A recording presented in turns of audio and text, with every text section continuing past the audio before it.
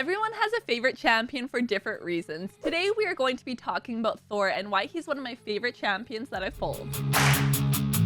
Hey you guys, it's Cece. Welcome back to my channel. As I mentioned, we're talking about Thor, and I did mention he was a champion that I pulled. That is to give you some context into when I actually started Raid. This was roughly when Loki was the login champ, so I just missed out on Thor, and I was actually really happy that I did manage to pull him because since using him in the game, he has quickly become one of my favorite damage dealing units that I have.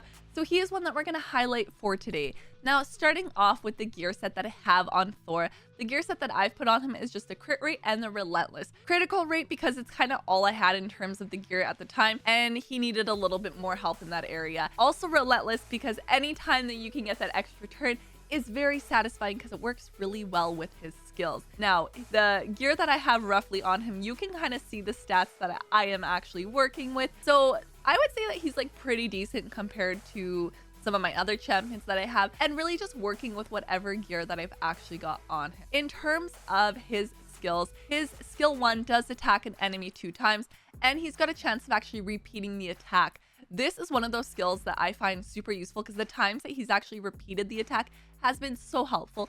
Each of these hits also decreases the target's turn meter by 10%. His skill 2 attacks all enemies, and after hitting the initially selected enemy, the other enemies are hit in a random order, but each of those hits follows the initial hit, and it's going to increase the damage inflicted by 25%. Which stacks up to 100%. It will ignore block damage and unkillable buffs. That's huge. The fact that we're ignoring those things I have found to be super satisfying in PvP areas. The effect does not work against bosses. That's expected. His skill 3 again attacks all enemies before attacking, increases his attack and critical damage buff. Also has a chance of permanently decreasing the resistance of each enemy by 10%. Which has also been incredibly helpful. He has a chance of placing a decreased speed debuff on all enemies as well. And then he does have this passive here where whenever he deals damage, increases his thunder count by 1, which stacks up to 10. And then each of these thunder stacks increases the champion's damage by 3%, which stacks up to 30%. Once this counter reaches 10, attacks all enemies and places a stun debuff for a turn. After the attack, the thunder counter resets 0.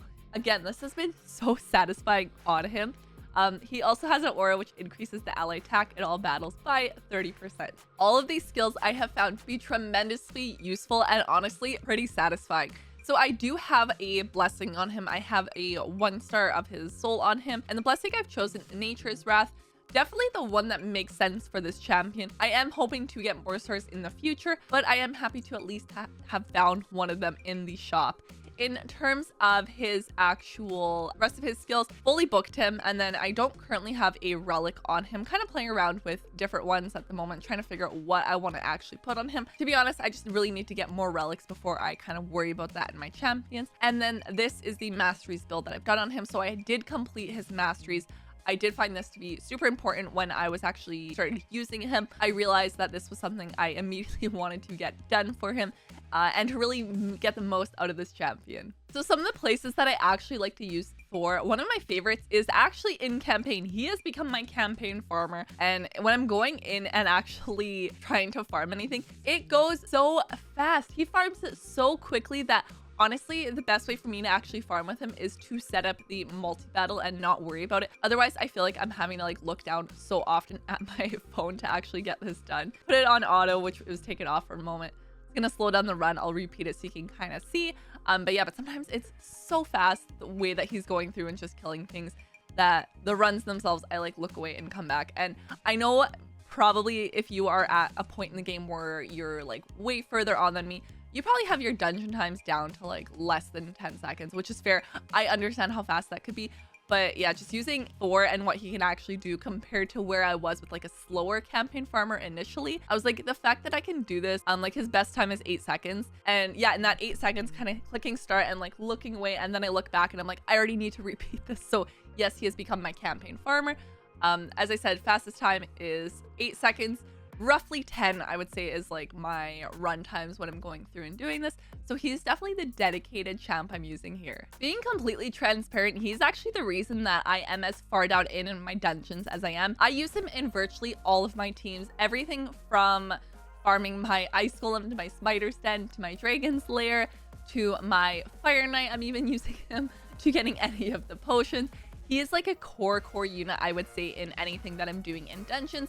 He's also the reason I am as far down as I am for all of them, is really thanks to him. So anytime I'm using him, I am making sure that he's kind of the lead, because so far I found that to be the most effective in any of the runs that I'm actually doing. But the main thing, as I said when I kind of talked about his skills, is the fact that he has so many of the AoEs. And when like his first skill goes off again, it's super satisfying to watch, and how well it works with his passive as well. So overall, I do think he's a great unit for PvP, especially in dungeons. He has definitely become like a quick core staple for myself. And as I said, I am using him virtually everywhere in here. Some of the other PvE places I use him is Doom Tower and Curse City when I can, but for Doom Tower, I feel like he helps me really just like fly through this. As I said, a ton of AoEs coming out of this champion that you could actually see him like literally just like lightning bolt going through this. So he has definitely been a tremendous help in here in terms of my tower climb. Now I haven't finished it yet, so I can't tell you how he's been on every single one of the bosses. I do feel like for some of them so far though, he has been useful, but I feel like that's the case with all the bosses where there's any specific champions that you might need, so that's where I kind of tweak a team. But in terms of like wave clearing, he has been absolutely amazing. And the last place that I've really been using him is different PvP scenarios, so that is like live arena and just regular arena. And honestly, watching him come through here and just sweep over opponents, it really just melts them. Even the ones like, say I have a one monster team kind of like this where it's like one champion I'm fighting against, cleans them up so fast. So it's nice to be able to like quickly actually run through what I have in arena, and then kind of going through some of the teams that might seem a little bit harder. Very satisfying to actually watch him go off and then melt them, like when he uses some of his skills. Already kills one, goes again, kills another one, and then these last two really do have low HP. So he's been super fun to bring into here, and I do think he's one of the reasons I've been able to push up into the higher gold versus where I was kind of stuck before at lower gold. I have tried to bring him into live arena, and with the roster that I have of champions, unfortunately he is getting banned here or there, but when he does go through, it has been super fun and satisfying to actually use him. So he has been a champion that's been a tremendous help for me to actually use through different like PvE areas, but of course also into the PvP. I've really been just using him absolutely everywhere, and that does include clan boss. So I haven't built a dedicated clan boss team to actually do like a 1-key ultra nightmare yet. Something I'm slowly working towards, just that my gear is really not there yet. So he has definitely become a core staple unit into my clan boss team, and he has actually allowed me to break into that nightmare, which I wasn't able to do previously before I actually got him. So this has just been another place that I've actually been able to use him. I will eventually build like my dedicated teams for this, but in the meantime, he has been very helpful in getting some of my damage output. If you download Raid Shadow Legends using my link, I'm actually going to start you off with the free legendary champion on day 1. And then at level 10, level 20, and level 30, you'll get yourself an epic. That is 4 amazing champions that you can get just by downloading using my link. I hope you enjoyed Thor's highlight video. I want you guys to comment down below and let me know what is one of your current favorite champions that you are using. Be sure you subscribe so you don't miss out on future champion highlights as well. I'll see you guys next time. Bye!